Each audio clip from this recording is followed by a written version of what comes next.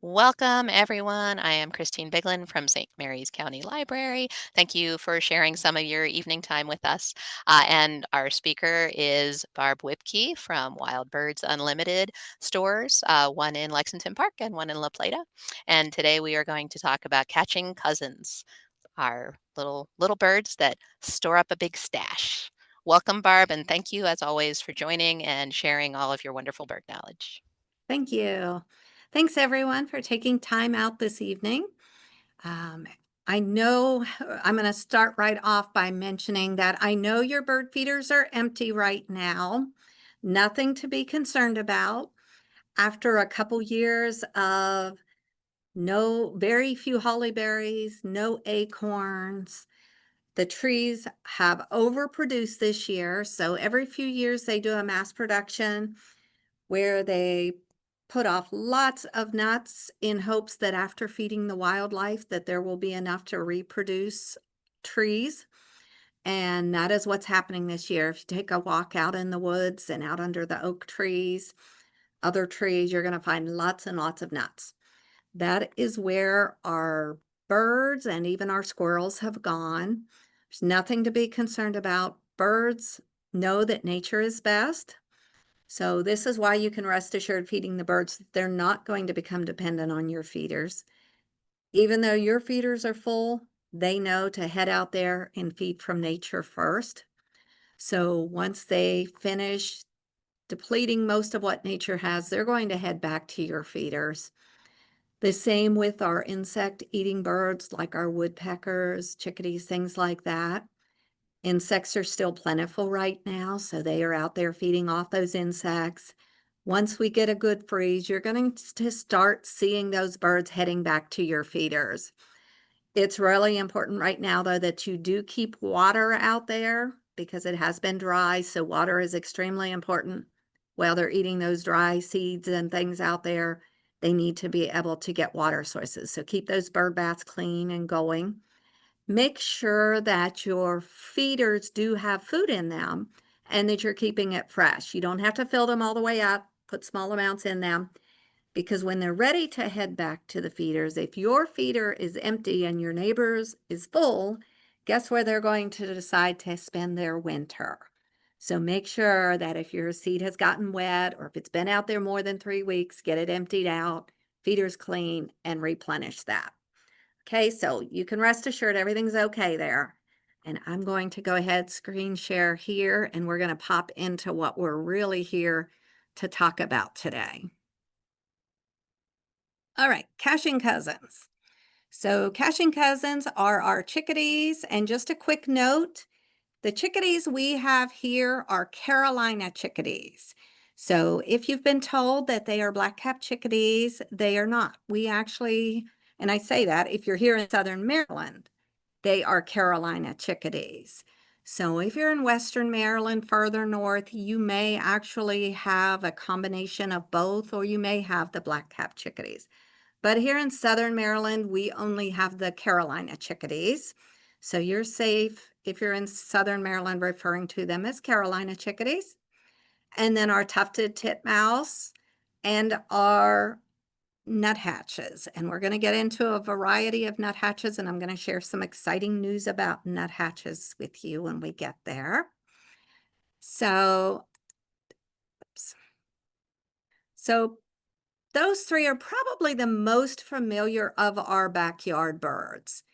They're all really easy to attract, and they are year-round residents.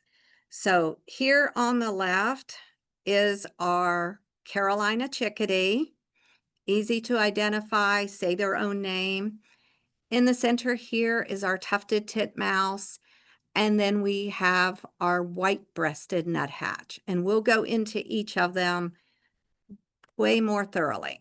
So first off, we're going to start with the sweet little Carolina chickadee that everybody loves. They have very good coping tactical skills for surviving the harsh winter weathers. They cache foods away. When we talk about caching foods away, we're familiar with squirrels storing those nuts and seeds away. But a lot of people don't realize that a lot of our songbirds do the same thing. And these three we're talking about are probably three of the most well known for storing seeds away. Chickadees will actually cache up to 200 seeds per day away. They'll carry off, they may come and get a whole little beak full of seed and carry them away at one time, but every one of those are going to be stored in different locations. So although they may take that little beak full, every one will be put in a different location. So this is another reason you want to have seed in those feeders right now. They're grabbing that seed from your feeder and they're storing it within 130 feet of the bird feeder that they found it in. So if your feeder's empty and your neighbor's is full, they're finding it in your neighbor's yard. They're storing it in your neighbor's yard. This winter, guess who's going to have the great bird activity? Your neighbor is, because all those seeds have been stored in your neighbor's yard.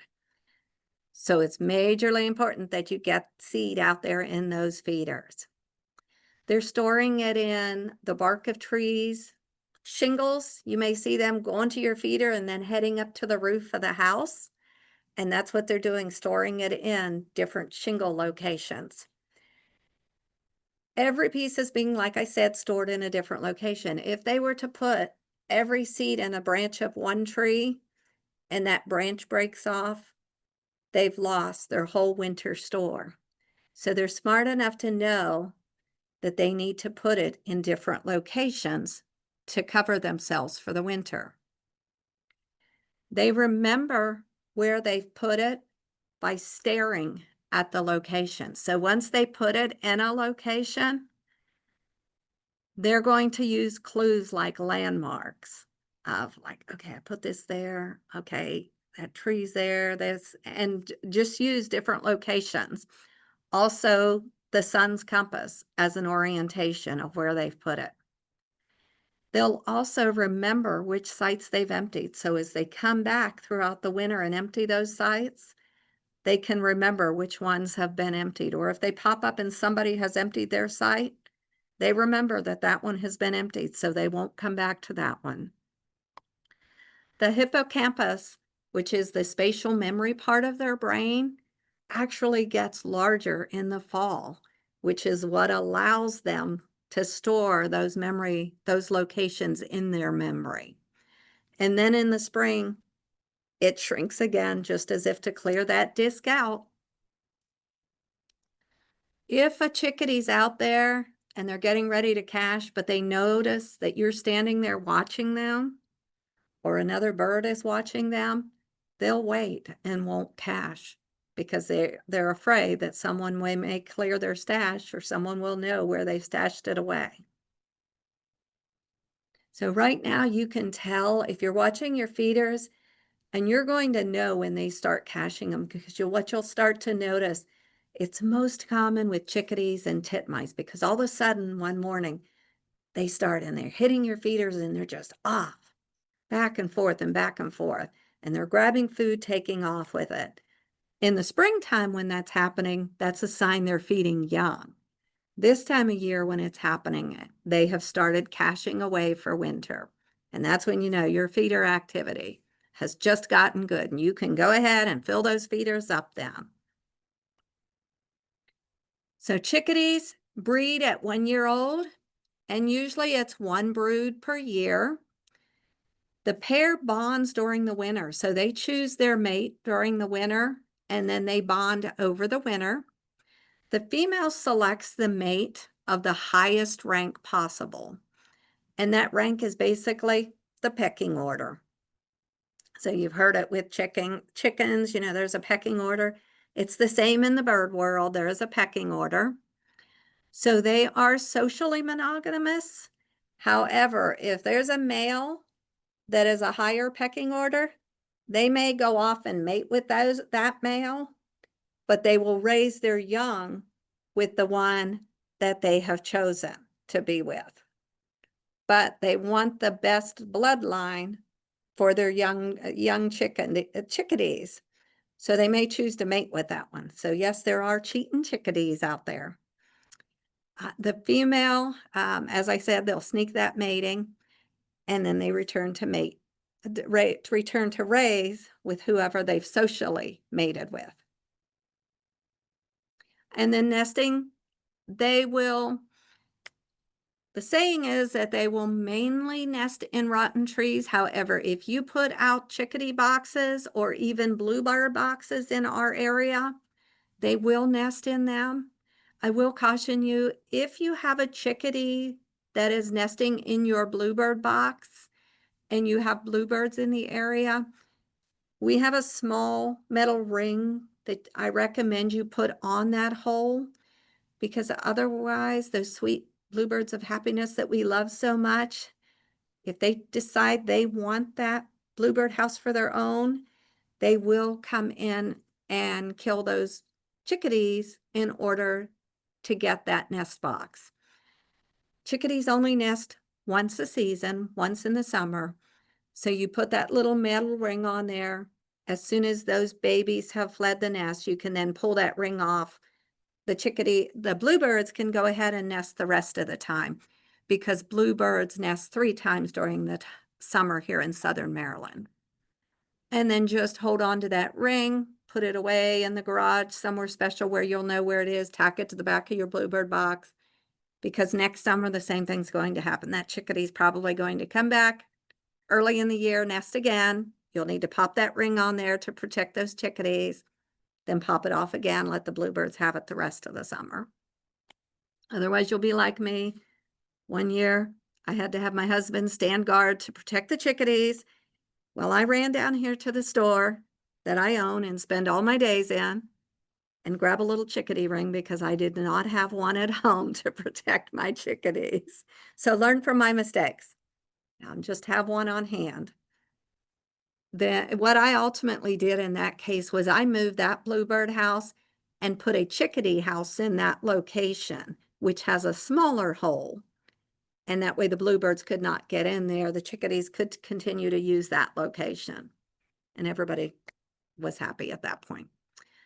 So it takes a chickadee, they will line their nest with moss, pine needles, and fur. The most obvious is going to be moss. With that said, our titmice, you'll notice when we get to them, also line theirs with nest. If you come in and show us a picture of a nest and say, who's nesting in this? At first, we're going to say a chickadee or a titmouse because both start their nest with moss. But as a titmouse gets a little further into the nest, they start to put some leaves in theirs. So it becomes easier to differentiate them. At the top of the nest, the chickadee is then going to put fur on top. They do a really cool thing. Every time they lay an egg, they pull that fur back over the egg because they only lay 1 egg a day until they're ready to set on them. And then they start setting when they have a full clutch. Next day, they pull the fur back, lay another egg, pull the fur back over. So if you go and look, we'll have people all the time say, yeah, they are in and out of the box, but they haven't laid any eggs. And actually under that fur is a full nest of 6 or 7 eggs until they're ready to start setting. They just keep hiding those eggs and protecting them until they're ready to set. Average of 7 eggs, which is amazing when you look at that little tiny bird that she's able to set and raise 7 eggs, but she does it. When she sets on her eggs, it's going to take 12 to 13 days for them to hatch. Their little mouths are yellow so that when mom goes in there to take them, mostly caterpillars is what she feeds them, that little yellow mouth is going to act like a light for her to be able to find her way into their mouths with those little caterpillars. The babies will fledge in about 16 days. The family will stay together for about 3 to 4 weeks, and then they split and those young go on their merry way. So chickadees do form a winter flock. So if you watch right now, you may start to see, I noticed today some winter flocks starting to form up out there. which is kind of ironic because if you look at the weather forecast, it's starting to turn cold, leaves are starting to fall, and that's one of the things they need to form these winter flocks to protect them when the leaves come off the tree because they basically become hawk bait when it's just dead branches on the tree. So by forming winter flocks, half can be feeding, the other half can be sitting in the trees and watching out. They learn each other's calls, their warning calls, so that a chickadee can learn what a titmouse's warning call is. So if they're down eating, they learn that warning call, that call means take cover. There's a hawk out there. So these flock guilds, foraging guilds, sorry, are in a chickadee would be nuthatches, titmice, woodpeckers, creepers, and kinglets. So these three birds we're talking about tonight are all going to be a member of the same foraging guild. So watch your feeders or your yard.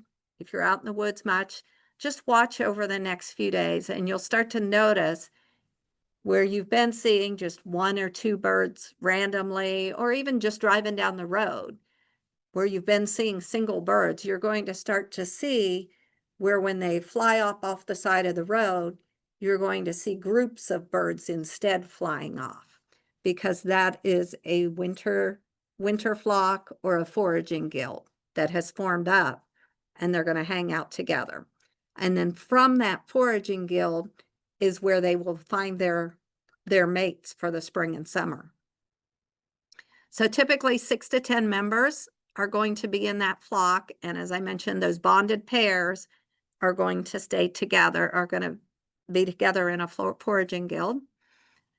And then I've covered the rest of that.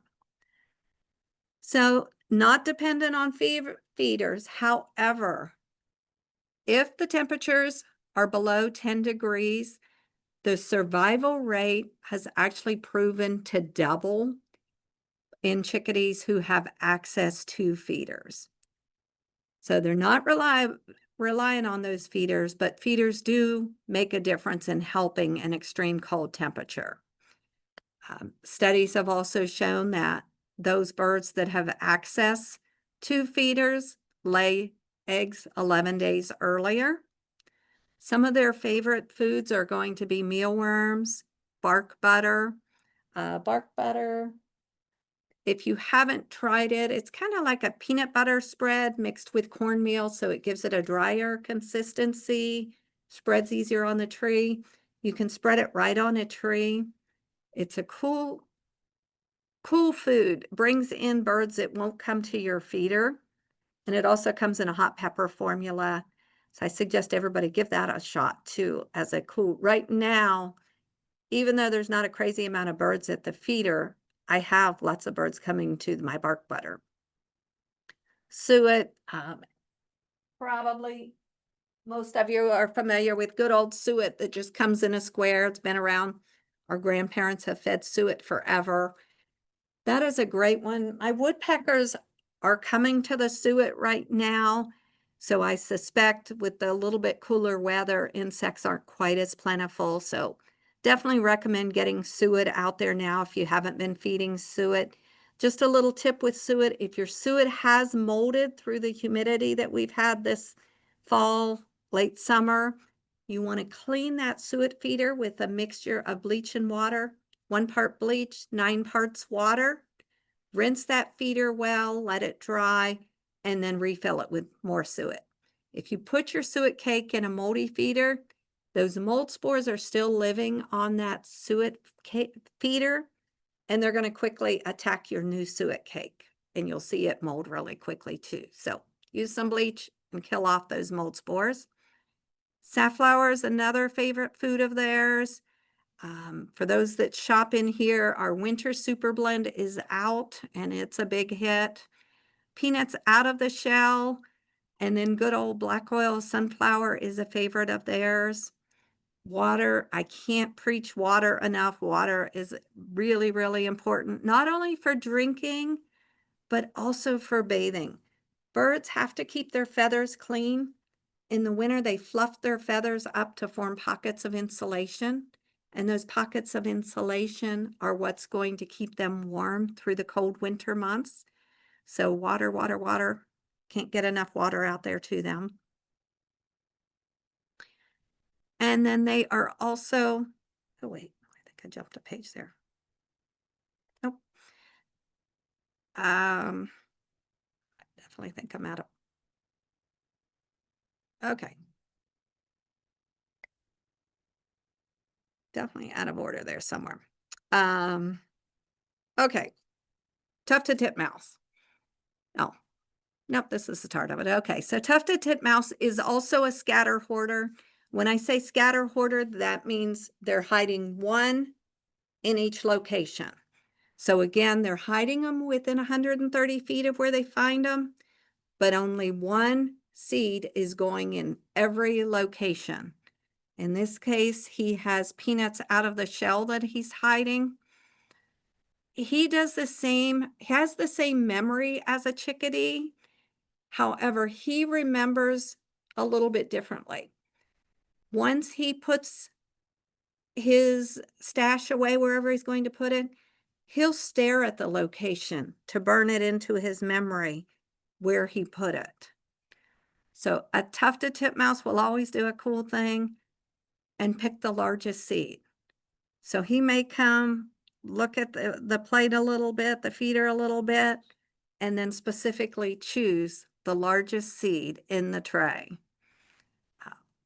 And then once he puts it wherever it's going to be, he's going to just step back, stare at it for a few seconds to burn it into his memory where he stored that one. And again, 130 feet, so make sure it's your feeder and not your neighbor's.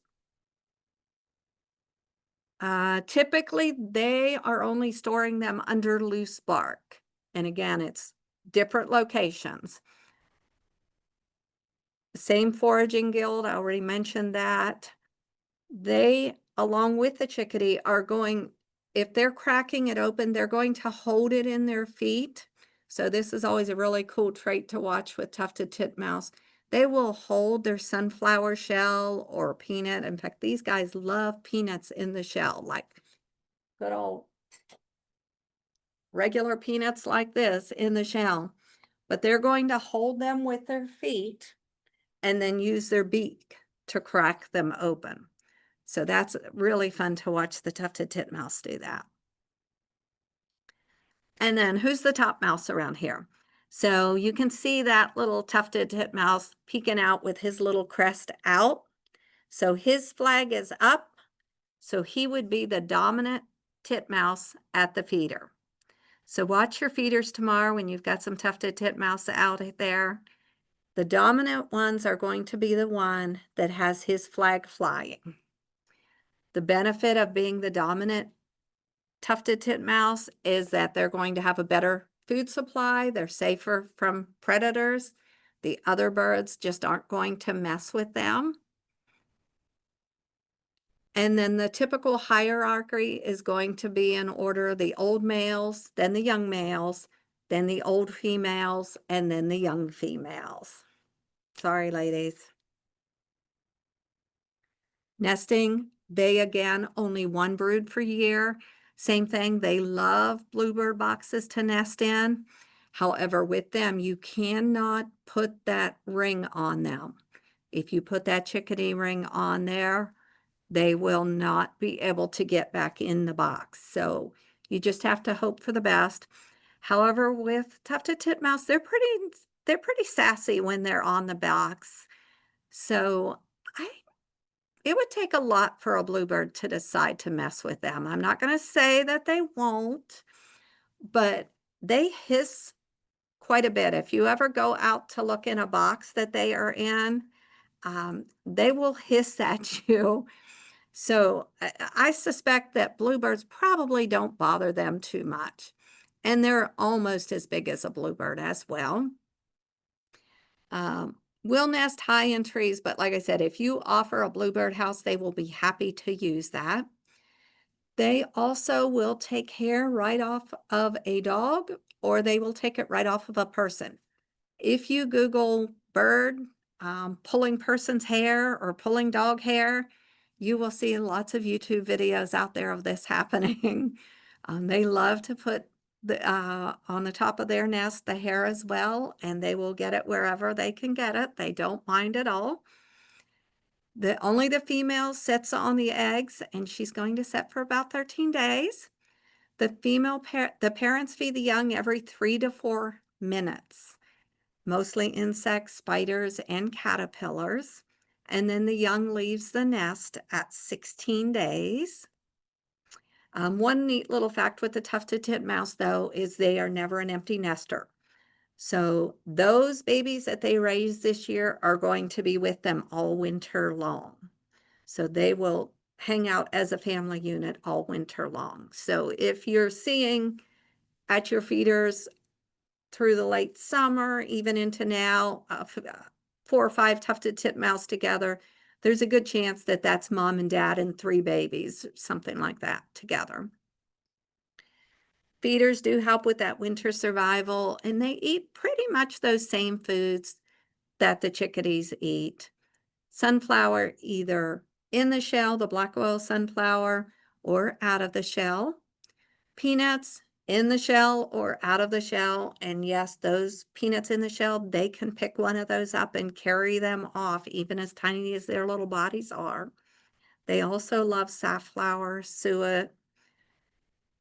If you can leave snags, so if you have a tree that comes down, the top breaks out, if you can just lop that off at the top, take off any branches that are, a risk to your house, your sheds, your cars, might come down on people. Leave the rest of those trees up there. Just let them decay naturally. That'll offer a lot of nesting spots, places for these birds to live. That helps a lot. One of the problems with chickadees, so if you've got a forest over here and a forest over here, and this is open farmland here in the middle, they will not cross from this woodlot to this woodlot. They will not open. They will not cross that farmland to this one. So it becomes a problem if you have tufted titmice living here and then this woods gets downsized. So that can be pretty detrimental to them. And then, of course, with all of our birds, spraying for insects and caterpillars takes away those food sources. So the more birds you can bring into your yard, the more they're going to naturally help you with those insects and caterpillars. Although they're eating from your feeders, they're only getting 10% of their food from your feeders. So they're helping you a lot, taking out those insects and caterpillars naturally. And then the nuthatches. So up here in the top left, this is our most common nuthatch that we see, the white-breasted nuthatch. If you live down in the South County, you also have the brown-headed nuthatch. I would say lots down at Point Lookout State Park. If you want to see a brown-headed nuthatch, head down there, and they are pretty easy to find down there. But they are down the Spring Ridge Middle School area, south down there. You'll find them also. Unfortunately, the red-breasted nuthatch, we only see on occasion. The only time we will see the red-breasted nuthatch here in the center is on what we call an eruption year. And an eruption year is when there is a shortage of food in the Northeast. And so or in the north, I should say, if there's a shortage of food in the north, then some birds who don't have enough food will have to come further south for the winter to find a plentiful food supply. So that's really sad for those birds, but that's really cool for us. And so I'm so excited to say that this year is an eruption year for us. So every year we sit with bated breath and wait for the finch forecast to come out. So if you want to, actually, Christine will send the link out to the finch forecast because it has already come out. And so, like toward the end of September, when we're waiting for that, My daughter, who manages the LaPlata store, and we sit and constantly just keep hitting refresh and refresh and refresh, waiting for the annual Fincher forecast to come out. So this year it was bad news for the birds, good news for us. We're going to have a really cool winter of bird feeding. So this of all years is your year you want to be active at bird feeding. The red-breasted nuthatches have already arrived in southern Maryland. This is probably the earliest that I have ever seen them come. They are mostly feeding back in the woods right now. They have come to a few feeders, but if you head to the edge of the woods and you listen, it will sound like there is a doggy squeak toy back there, that a dog has got a hold of a squeak toy and is just incessantly squeaking this toy just over and over. And that is the sound that a red-breasted nuthatch makes. And they are already here. And then at the end, I'll hit on some of the others that we're going to see also.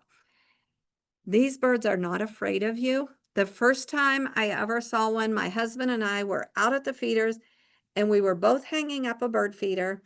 And this little bird flew in the middle of the pole and we both just froze like, oh, this bird didn't see us, two great big humans standing here. So we both just froze. And then in a few minutes, we realized, no, he saw us. He just does not care that we're here. So they're a really cute little bird, fun little bird. And we'll go into what these birds eat.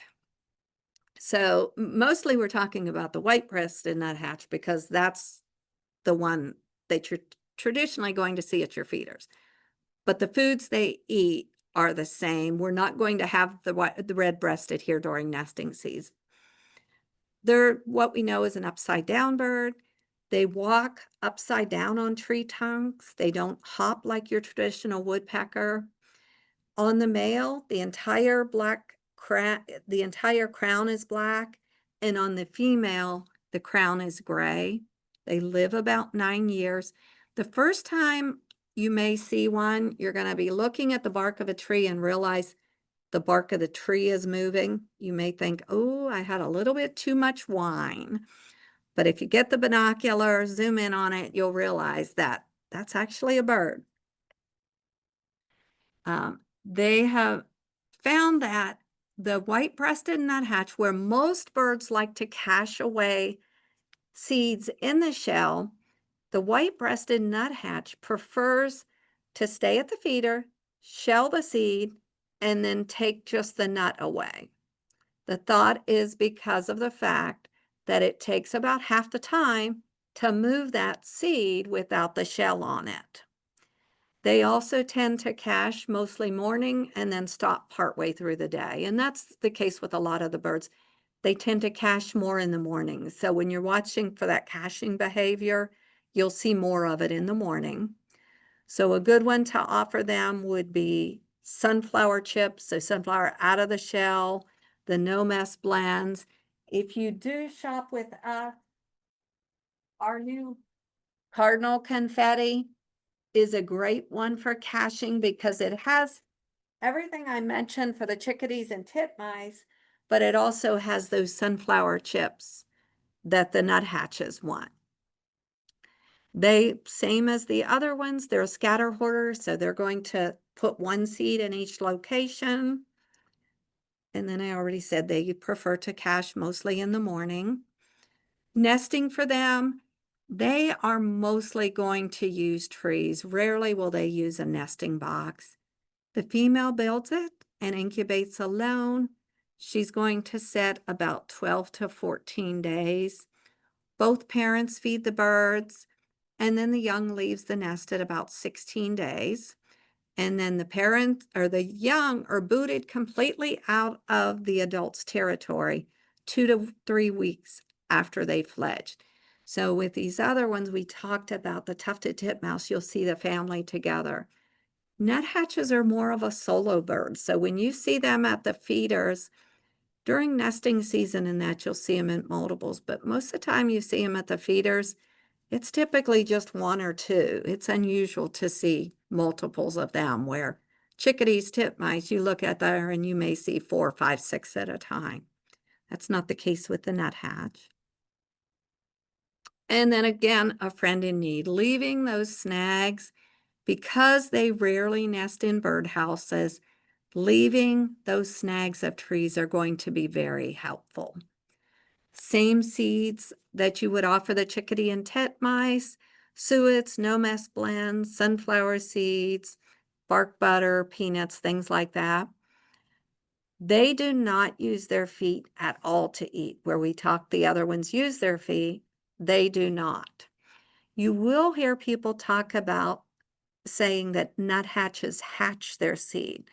What they actually do is they will take their seed, stick it into the crevice of tree bark or something like that, and then they use their beak as a hatchet, is what it actually is. So when they say they hatch it, it's a little misunderstanding is what it is. But their beak is actually used as a hatchet to hatch that seed. So what's the best bird feeders to use for those caching birds? A tray feeder is actually a great one. Great thing about tray feeders is everybody can eat from a tray feeder. So with a tray feeder, anybody can eat from there. I always recommend if you're going to use a tray feeder to add a weather guard to it. So that's one good option.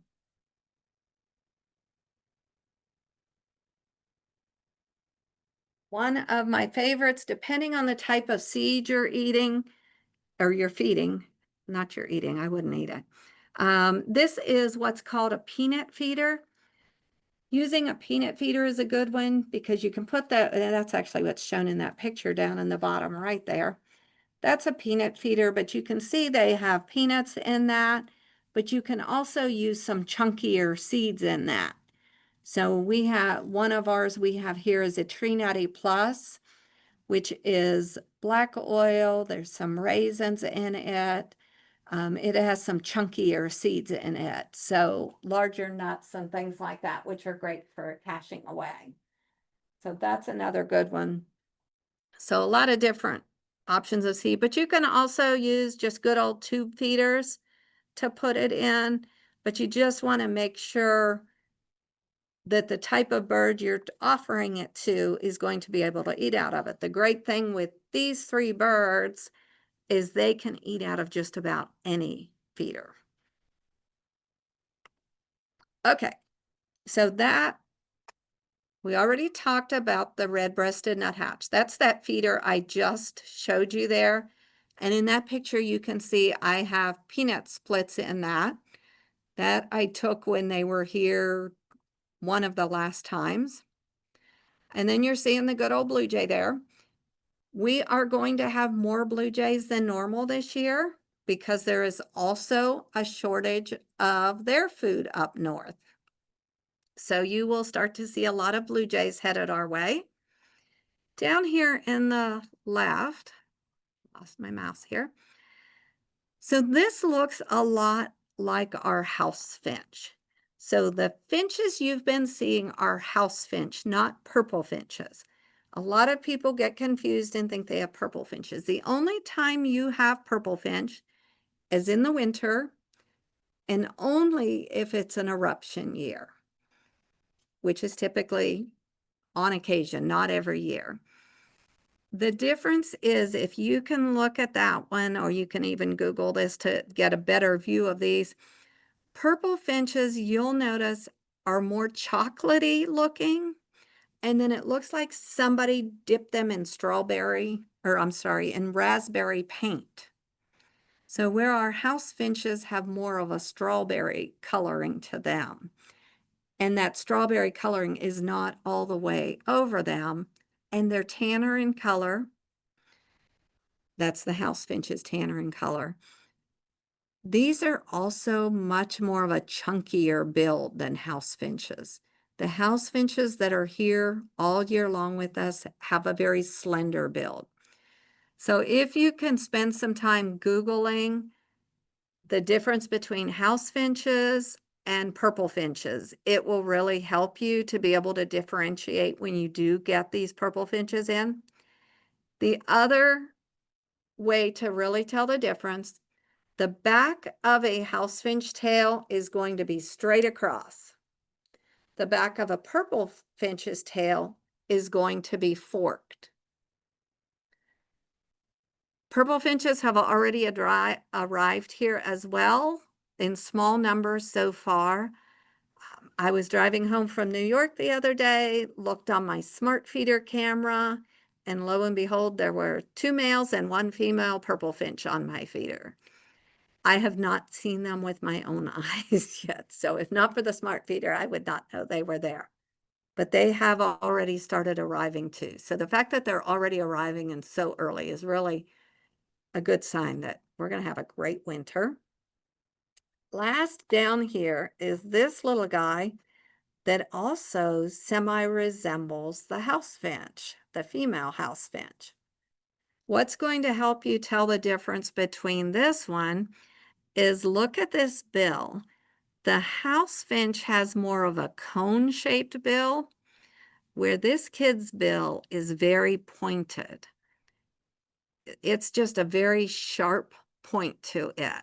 So when you're looking out there, and the striping is also different in this, but when you're looking out there and something just isn't quite right with that house finch, quickly dart your eyes to the bill and look and see if it's sharp. There's also this beautiful gold fleck on the wing, but you're not always going to see that fleck there. And then if you catch them in flight, when their wings are open like this, they've got a gold thread right underneath.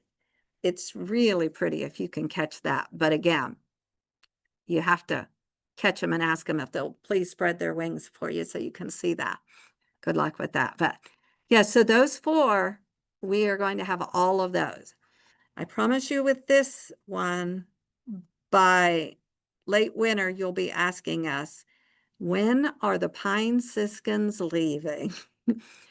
As much fun as they become almost like starlings with their appetite. They're really, if you ever want to hand feed a bird, right there is the bird to give it a shot on. Pine siskins are not afraid of you at all.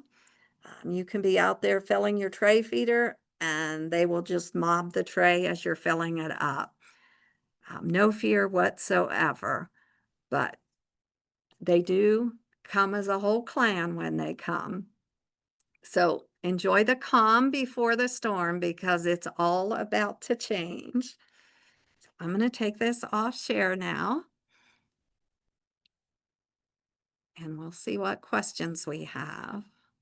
Okay, Christine? Um, Bobby had mentioned that they watched a tufted titmouse chase a black racer snake out of the tree. They are fierce little creatures. Yes, they are. Absolutely. Okay, I have a few questions. If anybody else has one, you can type it in chat, but you can also just unmute yourself and speak it. Um, I'll start with my questions. You had a picture of the chickadee mom with a caterpillar feeding the Mhm. babies. Yes, Do the babies eat it whole? they do. Like, Yes. is that, I guess I'd always heard that the parent birds like eat the food and then regurgitate it into the Uh, babies. Is that true? no, a few Ah. birds do, but uh, not most of them. So, like our goldfinches do. Our goldfinches are strictly vegetarian birds. So that's why they're our last nesters of the season. They wait until everything goes to seed. They will go and eat enough seed, take it down in their crop and digest it, then come back and they bring enough food back in their crop to bring it back and regurgitate enough to feed every baby in the nest. Oh, Yeah, but okay. no, most of the birds, most of our songbirds actually feed live. Oh, okay. Thanks for busting Yeah. that myth for me. So, how does it work when they go take the seeds back out of their cache? Is there a lot of competition? Like, do they steal from each other? No, because most of them don't realize where it has been hidden. It would just have to be an accidental find for the Oh, others to find. Now, if they come along and they find it there, they will take it.